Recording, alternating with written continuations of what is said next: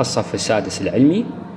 عندنا اليوم نشاط استقطاب موجات الضوء في فصل البصريات الفيزيائية. عندنا هنا شريحتان من التورمالين.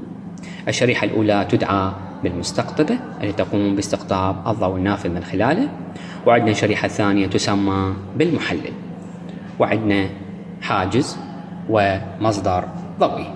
وهنا محور النفاذ للشريحة الأولى ومحور النفاذ للشريحة الثانية متوازيان. عند فتح الضوء نرى أن الضوء يمر من الشريحة الأولى ويصبح مستقطبا وتقل شدته، ويمر من اللوح المحلل أيضا وتقل شدته أكثر. الآن لو ثبتنا الشريحة الأولى ونقوم بتدوير الشريحة الثانية ببطء ونلاحظ شدة الضوء النافذ.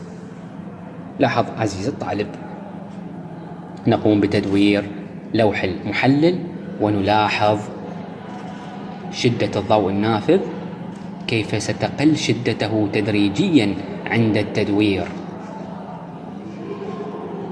إلى أن يختفي الضوء، وذلك عندما أصبح محور النفاذ للشريحة الأولى ومحور النفاذ للشريحة الثانية متعامدان. عند ارجاع محور النفاذ متوازيان نلاحظ يعود الضوء بالنفاذ من الأولى والثانية، وعند التدوير سنلاحظ اختفاء الضوء تدريجيا ببطء إلى أن يختفي كليا عندما أصبح محور النفاذ للشريحتين متعامدان.